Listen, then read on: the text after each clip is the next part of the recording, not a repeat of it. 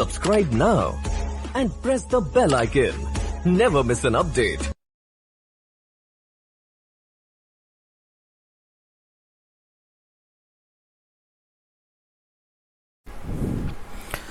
Hi students, இந்த வீடியோவில் நம்ம CBSE Class 10 Scienceல Chapter 1 Chemical Reactions and Equations அந்த லெசனில் NCERT எக்ஸாம்பிளரில் இருக்கிற மல்டிபிள் சாய்ஸ் கொஷின்ஸ் தான் பார்க்க போகிறோம்.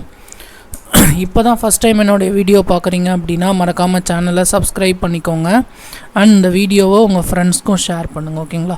ஸோ வாங்க இந்த கொஷின்ஸ்க்குலாம் ஆன்சர் பார்க்கலாம். ஃபஸ்ட் கொஷின் பாருங்கள், which of the following is not a physical change? So கொடுத்துருக்கிறதுல எது வந்து ஃபிசிக்கல் சேஞ்ச் இல்லை அப்படின்னு கேட்குறாங்க. Boiling of water to give water vapour. So water வந்து வாட்டர் வேப்பராக மாறுறது ஒரு ஃபிசிக்கல் சேஞ்ச் தான், ஏன்னா புது சப்ஸ்டன்ஸ் எதுவுமே ஃபார்ம் ஆக போகிறது கிடையாது. Melting of ice to give water, அதுவும் வந்து ஒரு ஃபிசிக்கல் சேஞ்ச் தான், ஏன்னா புது சப்ஸ்டன்ஸ் எதுவுமே ஃபார்ம் ஆக போகிறது கிடையாது. Dissolution of salt in water. So salt வந்து பார்த்திங்கன்னா வாட்டரில் டிசால்வ் ஆகிறதும் வந்து ஒரு ஃபிசிக்கல் சேஞ்ச் தான், ஏன்னா புதுசாக எந்த இதுவுமே ஃபார்ம் ஆக போகிறது கிடையாது. கெமிக்கல் சேஞ்ச்னால் புது சப்ஸ்டன்ஸ் ஃபார்ம் ஆகும். கம்பஷன் ஆஃப் எல்பிஜி கேஸ், அது வந்து பார்த்திங்கன்னா கெமிக்கல் சேஞ்ச், ஓகேங்களா? அது வந்து ஃபிசிக்கல் சேஞ்ச் கிடையாது, ஏன்னா எல்பிஜி வந்து பார்த்திங்கன்னா கம்பஷன் ஏர் கூட ரியாக்ட் ஆகும்போது நமக்கு வந்து carbon di oxide plus water vapour நமக்கு கிடைக்கும். ஸோ அப்போ இது வந்து பார்த்திங்கன்னா ஒரு கெமிக்கல் சேஞ்ச், ஃபிசிக்கல் சேஞ்ச் கிடையாது, ஓகேங்களா? நெக்ஸ்ட்டு செகண்ட் கொஷின் பாருங்கள், the following reaction is an example of. So கொடுத்துருக்கிறதுல எது வந்து இந்த ரியாக்ஷன் வந்து எதுக்கு எக்ஸாம்பிள் அப்படின்ட்டு கேட்குறாங்க. ஸோ இந்த ரியாக்ஷன் பாருங்கள், NH3 அது வந்து பார்த்திங்கன்னா ammonia plus 5O2 gives 4NO plus 6H2O. அம்மோனியாவும் ஆக்சிஜனும் சேர்ந்து நைட்ரஸ் ஆக்சைடு ப்ளஸ் வாட்டர் நமக்கு கிடைக்குது. ஸோ இது வந்து ஒரு டிஸ்பிளேஸ்மெண்ட் ரியாக்ஷன் அப்படின்னு பார்த்திங்கன்னா டிஸ்பிளேஸ்மெண்ட் ரியாக்ஷன் அப்படின்னு சொல்லலாமா? கண்டிப்பாக சொல்லலாம், ஏன்னா இங்கேருந்து ஹைட்ரஜன் வந்து இங்கே ஷிஃப்ட் ஆகிருக்கு, இங்கேருந்து ஆக்சிஜன் வந்து இங்கே ஷிஃப்ட் ஆகிருக்கு. ஸோ இது வந்து ஒரு டிஸ்பிளேஸ்மெண்ட் ரியாக்ஷன். இது வந்து காம்பினேஷன் ரியாக்ஷன் சொல்ல முடியாது. காம்பினேஷன் ரியாக்ஷனாக 2 or more சப்ஸ்டன்ஸ் சேர்ந்து புது சப்ஸ்டன்ஸ் ஃபார்ம் ஆகணும், இது வராது. ஸோ இது வந்து ரிடாக்ஸ் ரியாக்ஷன். இதில் வந்து ரிடக்ஷனும் நடக்கணும், ஆக்சிடேஷனும் நடக்கணும். நல்லா கவனிங்க, இந்த நைட்ரஜன் வந்து ஆக்சிஜன் கூட நைட்ரஜன் கூட ஆக்சிஜன் வந்து சேர்ந்துருக்கு, அப்போ இது ஆக்சிடேஷன் ரியாக்ஷன். அதே மாதிரி வந்து பார்த்திங்கன்னா இந்த ஆக்சிஜனில் வந்து ஹைட்ரஜன் வந்து சேர்ந்துருக்கு. ஸோ ஹைட்ரஜன் சேர்ந்ததுன்னா அது வந்து ரிடக்ஷன் ரியாக்ஷன். அப்போ இதை வந்து ஆக்சிடேஷனும் நடந்திருக்குது, ரிடக்ஷனும் நடந்திருக்குது. அப்போ இதை வந்து நம்ம ரிடாக்ஸ் ரியாக்ஷன் சொல்லலாம், நியூட்ரலைசேஷன் ரியாக்ஷன் வராது, ஓகேவா? அப்போ 1, 3 இருக்கிறது தான் ஆன்சர். ஸோ 1, 3 இருக்கிறது வந்து பார்த்திங்கன்னா ஆப்ஷன் சி, ஓகேங்களா? ஸோ நெக்ஸ்ட்டு தேர்ட் கொஷின் பாருங்கள், which of the following statement above the given reaction are correct? So இங்கே வந்து ஒரு ரியாக்ஷன் கொடுத்துருக்குறாங்க. Iron plus water gives iron oxide plus H2 gas. Iron metal is getting oxidised. Iron வந்து oxidise ஆகிருக்கு அப்படின்னு சொல்லியிருக்காங்க. இங்கே iron oxide. So iron metal oxidise ஆகிருக்கு, அது வந்து கரெக்டு. ரெண்டாவது பாருங்கள், water is getting reduced. So இங்கே வாட்டர் வந்து பார்த்திங்கன்னா ரெடியூஸ் ஆகிருக்கா, H2O அது வந்து H2O மாறிட்டுருக்கு. ரிடக்ஷன் ஆக்சிஜன் வெளியேறது. ஸோ அப்போ இதுவும் கரெக்டு தான். அடுத்தது வந்து பாருங்கள், தேர்டு பாருங்கள், water is acting as reducing agent. Water is acting as reducing agent. So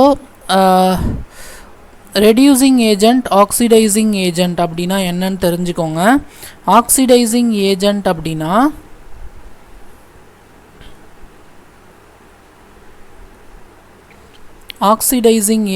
அப்படின்னா எந்த ஏஜென்ட்லேருந்து ஆக்சிஜன் போயிட்டு அடுத்த இதில் சேருதோ, ஓகேங்களா? த substance which oxidise the other substance. The substance which oxidise other substance, அதுதான் வந்து பார்த்திங்கன்னா ஆக்சிடைசிங் ஏஜென்ட். இப்போ நல்லா கவனிங்க, இங்கே வாட்டர்லேருந்து ஆக்சிஜன் போயிட்டு இங்கே சேர்ந்துருக்கு. அப்போ இது வந்து ஆக்சிடைசிங் ஏஜென்ட். ஆனால் இங்கே என்ன கொடுத்துருக்காங்கன்னா ரெடியூசிங் ஏஜென்ட்டுன்னு கொடுத்துருக்காங்க. ஓகேங்களா? அப்போ வாட்டர்லேருந்து ஆக்சிஜன் போயிட்டு அயனில் சேர்ந்துருக்கு. அப்போ ஆக்சிடைசிங் பண்ணுற ஏஜென்ட் எது அப்படின்னு பார்த்தீங்கன்னா வாட்டர். புரியுதுங்களா? அப்போ இது வந்து பார்த்தீங்கன்னா water is the oxidising agent. வாட்டர்லேருந்து ஆக்சிஜன் போயிட்டு அதில் சேர்ந்துருக்கு. அப்போ வாட்டர் தான் oxidising agent. The substance which oxidise the other substance. இந்த வாட்டர் தான் அயனை ஆக்சிடைஸ் பண்ணுது. அப்போ இதுதான் வந்து ஆக்சிடைசிங் ஏஜென்ட். அப்போ water is acting as oxidising agent, இதுவும் கரெக்டு.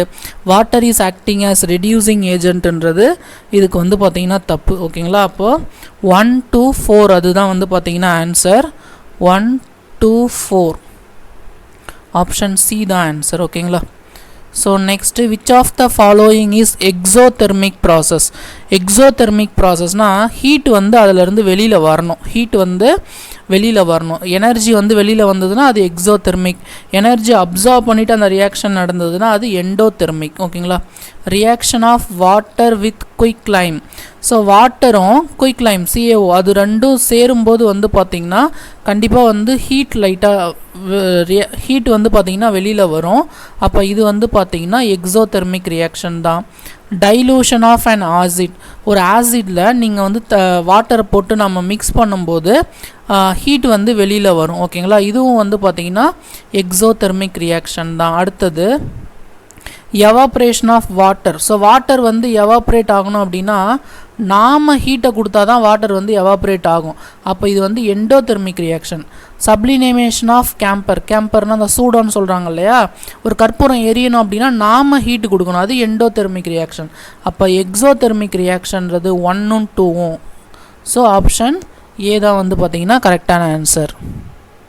ஸோ நெக்ஸ்ட் வந்து 5th கொஷின் பாருங்கள்.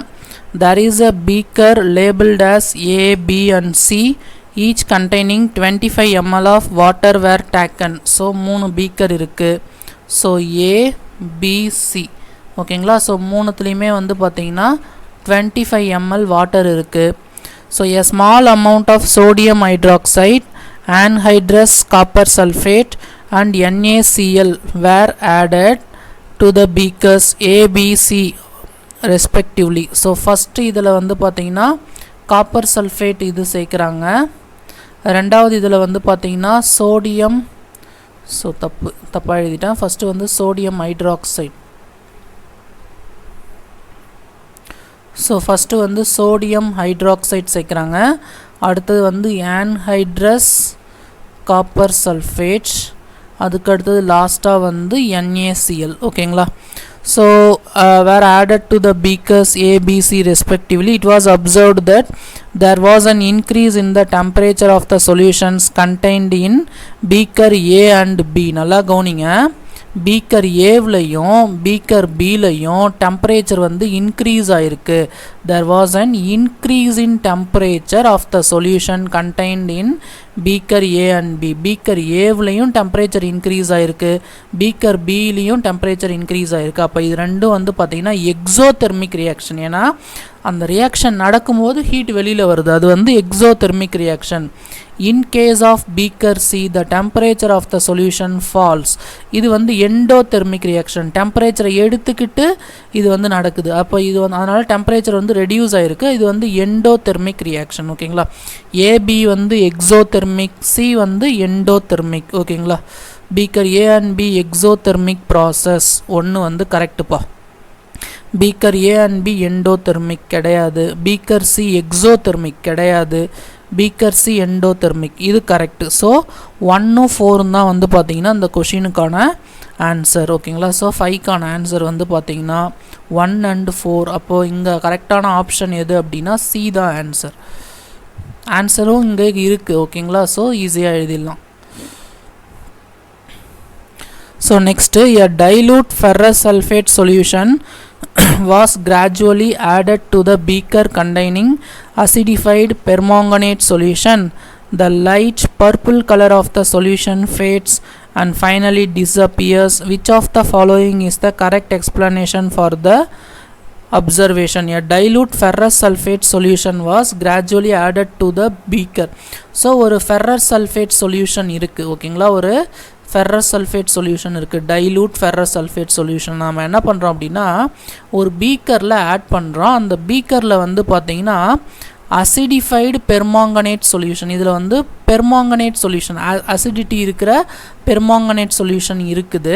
ஸோ நல்லா கவனிங்க, அசிடிஃபைடு பெர்மாங்கனேட் சொல்யூஷன்னாலே அதோட கலர் வந்து பர்பிள் கலராக தான் இருக்கும். ஸோ அதை நீங்கள் இது வந்து ஆட் பண்ண இங்கே என்ன ஆகுது அப்படின்னா அந்த பர்பிள் கலர் வந்து குறைஞ்சி ஃபைனலாக அந்த பர்பிள் கலரே இல்லாமல் போயிடுது. The light purple colour of the solution fades finally disappears. So இதில் என்ன ரியாக்ஷன் நடக்கும் அப்படின்னா இது உள்ளே இருக்கிற அந்த பெர்மாங்கனேட் சொல்யூஷன் வந்து பொட்டாசியம் பெர்மாங்கனேட் சொல்யூஷனாக இருக்கும் ஓகேங்களா, பொட்டாசியம் பெர்மாங்கனேட் சொல்யூஷனாக இருக்கும். ஸோ இது வந்து பார்த்திங்கன்னா ஒரு அன்ஸ்டேபிள் காம்பவுண்ட் ஓகேங்களா, இது வந்து பார்த்திங்கன்னா ஒரு அன்ஸ்டேபிள் காம்பவுண்ட். இது என்ன பண்ணியிருக்கோம் அப்படின்னு கேட்டிங்க அப்படின்னா ஃபெரஸ் சல்ஃபேட்டை ஆக்சிடைஸ் பண்ணியிருக்கோம் ஓகேங்களா. ஃபெரஸ் சல்ஃபேட்டை ஆக்சிடைஸ் பண்ணதால தான் வந்து என்ன நடக்குது அப்படின்னா ஃபெரஸ் சல்ஃபேட் வந்து ஆக்சிடைஸ் பண்ணதால தான் அந்த கலர் வந்து குறைய ஆரம்பிச்சிருக்கும் ஓகேங்களா. ஸோ இதுதான் வந்து இதுக்கான exact answer. Potassium permanganate solution வந்து ஒரு ஆக்சிடைசிங் ஏஜென்ட், அன்ஸ்டேபிள் ஏஜென்ட், அதே மாதிரி ஆக்சிடைசிங் ஏஜென்ட். இது வந்து பார்த்திங்கன்னா ஃபெரஸ் சல்ஃபேட்டை என்ன பண்ணியிருக்கோம், ஆக்சிடைஸ் பண்ணியிருக்கோம் ஓகேங்களா. ஸோ FeSO4 வந்து ஆக்சிடைசிங் ஏஜென்ட் கிடையாது. Colour disappear due to dilution, அது நம்ம சேர்க்கறதால கலர் டிஸப்பியர் ஆகாது. இங்கே வந்து பொட்டாசியம் பெர்மாங்கனேட் அன்ஸ்டேபிள் காம்பவுண்ட், இது correct. Decomposes in the presence of ferrous sulphate to a colourless compound, இதுவும் வராது. ஏன்னா இது வந்து ஆக்சிடைசிங் ஏஜென்ட், அதனால தான் வந்து ஃபெரஸ் சல்ஃபேட்டை அது ஆக்சிடைஸ் பண்ணுது ஓகேங்களா. ஸோ அப்போ ஆப்ஷன் ஏ தான் வந்து பார்த்திங்கன்னா கரெக்டான ஆன்சர் ஓகேங்களா. ஸோ 7th கொஷின் பாருங்கள். which among the following is our double displacement reaction? double displacement reactionனா ரெண்டு இதுலேயும் வந்து ரெண்டு ரியாக்டன்ட்லேயும் வந்து அந்த டிஸ்பிளேஸ்மெண்ட் நடந்திருக்கணும். ஸோ இந்த ரியாக்ஷன் வந்து பார்த்திங்கன்னா குளோரின் மட்டும் இங்கே இருக்குது, இங்கே வந்திருக்கு, அது வந்து பார்த்திங்கன்னா சிங்கிள் டிஸ்பிளேஸ்மெண்ட் ரியாக்ஷன். இங்கே வந்து பார்த்திங்கன்னா சல்ஃபேட் பேரியத்துக்கு போயிருக்கு, குளோரின் சோடியத்துக்கு வந்திருக்குது ஓகேங்களா. அதானே சல்ஃபேட் வந்து இங்கே பேரியத்துக்கு போயிருக்கு, அதனால தான் பேரியம் சல்ஃபேட் வந்திருக்கு. குளோரின் வந்து சோடியத்துக்கு வந்திருக்கு, அதனால சோடியம் குளோரைடு. இது டபுள் டிஸ்பிளேஸ்மெண்ட் ரியாக்ஷன். கார்பனும் ஆக்சிஜனும் சேர்ந்து கார்பன் டை ஆக்சைடு கிடைக்குது, இது வந்து காம்பினேஷன் ரியாக்ஷன், டபுள் டிஸ்பிளேஸ்மெண்ட் கிடையாது. CH4 2O2, இங்கே ஆக்சிஜன் சேர்ந்துருக்குது, இங்கே வந்து பார்த்திங்கன்னா ஆக்சிஜன் சேர்ந்துருக்குது. ஸோ இங்கேருந்து ஆக்சுவலாக ஃபுல்லாக போகணும், இங்கே ஹைட்ரஜன் ஃபுல்லாக போகணும், இங்கேருந்து ஒன்று வரணும். ஆக்சுவலாக இங்கே எதுவுமே கிடையாது, இங்கேருந்து ஸ்ப்ளிட் ஆகிறதுக்கான சான்ஸே கிடையாது. ஸோ நான் சொல்கிறது உங்களுக்கு புரியும்னு நினைக்கிறேன். இதை நீங்கள் நல்லா பாருங்கள், இதிலேருந்து ஒரு காம்பவுண்ட் இங்கே போகணும், இதிலேருந்து ஒரு காம்பவுண்ட் இங்கே போகணும், இதில் வந்து ஒரே ஒரு காம்பவுண்ட் தான் இருக்குது. அப்போ இது வந்து பார்த்திங்கன்னா டபுள் டிஸ்பிளேஸ்மெண்ட் ரியாக்ஷனில் வராது. அப்போ 2 only த டபுள் டிஸ்பிளேஸ்மெண்ட் ரியாக்ஷன் ஓகேங்களா. ஸோ 7th கொஷின் வந்து 2 only, ஆப்ஷன் பி ஓகேங்களா. ஸோ 8th கொஷின் பாருங்கள். which of the following statement is true? exposure of silver chloride to sunlight for a long duration turns to gray due to. So இது வந்து பார்த்திங்கன்னா உங்கள் chemistry புக்கில் இருக்கும், ஒரு அந்த கெமிஸ்ட்ரி புக்கில் இந்த மாதிரி ஒரு டயக்ராம் போட்டு இருக்கும் ஓகேங்களா. ஸோ அங்கே சன்லைட் இருக்கும். ஸோ சோடியம் குளோரைடா சில்வர் குளோரைடை நீங்கள் என்ன பண்ணணும் அப்படின்னா சன்லைட்டில் வைக்கும்போது வந்து பார்த்திங்கன்னா டீகம்போசிஷன் ரியாக்ஷன் நடக்கும். இது வந்து சில்வராகவும் குளோரினாகவும் ஸ்ப்ளிட் ஆகிடும் ஓகேவா. So the formation of silver by decomposition of silver chloride, இது correct. Sublimation of silver chloride கிடையாது. Decomposition of chlorine gas from silver chloride, decomposition of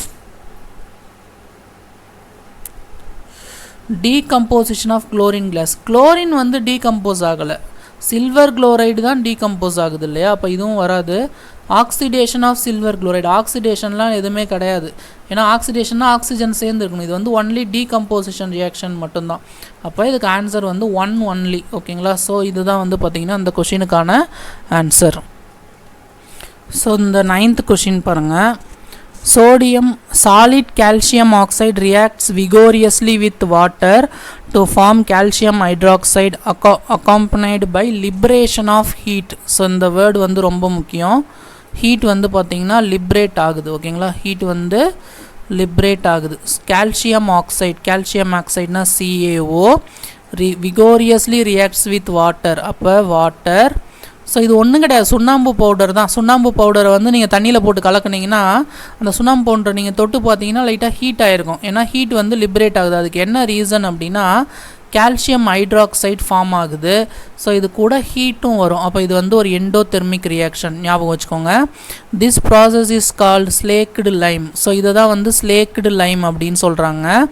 calcium hydroxide dissolves in water and form a solution called lime water. இது again வந்து water கூட react ஆகி lime water form ஆகுது. lime water form ஆகுது. which among the following is are true about the slaked lime and solution formed? So slaked லைமுக்கும், slaked லைம்னா அந்த calcium hydroxide தான். அதே மாதிரி லைம் வாட்டருக்கும், லைம் வாட்டர் தான் ஃபார்ம் ஆன சொல்யூஷன். இது ரெண்டுக்கும் எது எது கரெக்ட் அப்படின்னு கேட்டிருக்காங்க. It is an endothermic reaction. கண்டிப்பாக கிடையாது, ஏன்னா இது வந்து எக்ஸோதெர்மிக் ரியாக்ஷன். ஏன்னா ஹீட் வந்து வெளியில் வந்திருக்கு. அப்போ இது correct. pH of resulting solution will be more then 7 less than 7. ஆக்சுவலாக லைம் வாட்டர்ன்றது ஒரு பேஸ். ஓகேங்களா, லைம் வாட்டர்ன்றது ஒரு பேஸ்.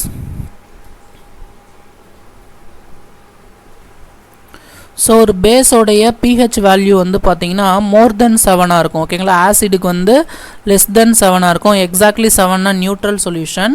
அப்போ இதுக்கு ஆன்சர் வந்து பார்த்தீங்கன்னா pH of the resulting solution will be more தென் 7. ஓகேங்களா, அப்போ இந்த இதுவும் கரெக்டு. லெஸ் தென் 7 வராது. ஃபோர்த் இது wrong.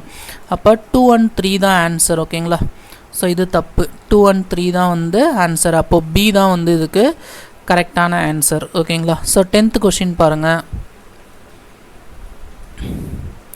Barium chloride on reacting with aluminium sulphate.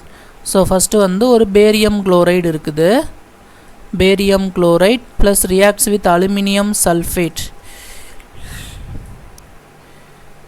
Al2SO4 thrice aluminum sulfate forms barium sulfate, Ba2SO4 plus aluminum chloride, AlCl3.